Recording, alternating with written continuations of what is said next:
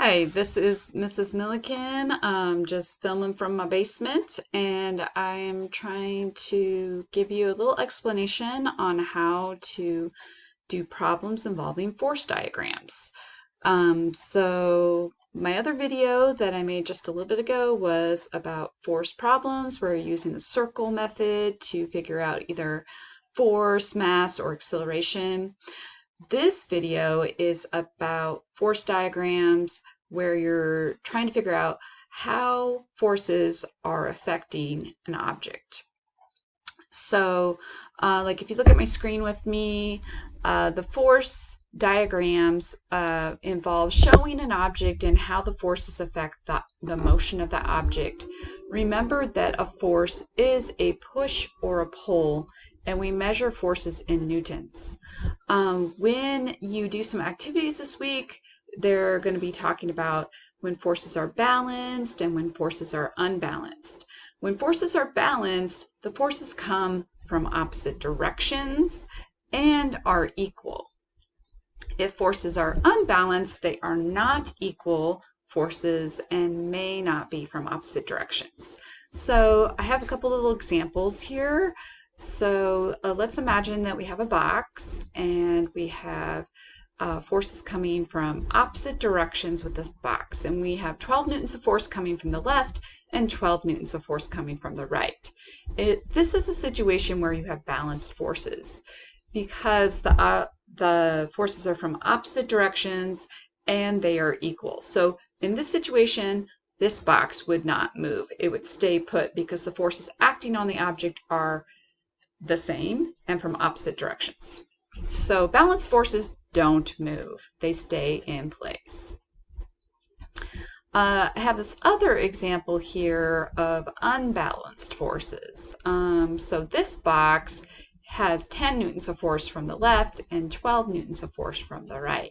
Those are not equal forces, so they are unbalanced. In that situation of unbalanced force, the object will move and it will go in the direction that the force is larger, has a bigger magnitude. So over here we have 12 newtons of force, so the object is going to move in that direction to the left. Usually what we do with objects that are in situations like that, if you have unbalanced forces, we subtract the forces. You subtract the difference between the forces. So up here we have 12 newtons of force and 10 newtons of force. So 12 minus 10 would be 2. And we have 2 newtons of force that is going to push this box to the left in motion. Okay. Now, if you have unbalanced forces, sometimes it can be from multiple directions. So whenever you have forces that are unbalanced, you subtract the forces and write down the difference in the forces.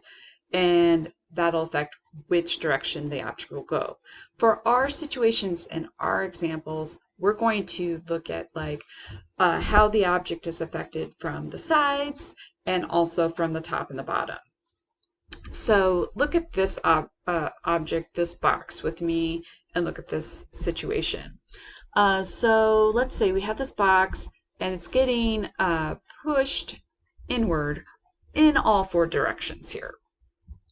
So from the sides, we have 10 newtons of force from the left, 20 newtons of force from the right. So unbalanced forces, 20 minus 10 would be 10 newtons of force. There's more force coming from the right than the left. So this box is going to be pushed to the left with 10 newtons of force. Again, you're subtracting to figure out the amount of newtons, and whatever direction the force is larger, that's what direction the box is going to move. From the top and the bottom, we have different forces going on too. We have 6 newtons of force pushing upward. We have 4 newtons of force pushing downward. So 6 minus 4 is 2. So 2 newtons of force will be pushing the box upward. Again, if they are not equal, you subtract. And whichever direction the force is larger, that's which direction the box is going to move. So in this situation with forces from all four directions, we would have a resultant force or result in the force of this box moving 10 newtons of force to the left and 2 newtons of force moving upward. If you have a situation like this, just subtract each direction separately, and then you just describe how the box is going to be affected from the sides, and also how the box is going to be affected by forces up and down. Now, another situation I just want to point out to you is that sometimes the force is the same direction. If the force is the same direction, like in this situation here, we have a box where we have 11 newtons of force from the left and 3 newtons of force to the right. Oh, I'm sorry, I misspoke. Both of these are to the right. There we go. Both of them are to the right. So if they're both going to the right, then the box is going to be slid that direction to the right. And you would just add those two forces up. Okay, so you would take the 11 newtons and the 3 newtons, both going to the right. 11 plus 3 is 14. So the box is going to move with a force of 14 newtons to the right. So you add forces that are going in the same direction.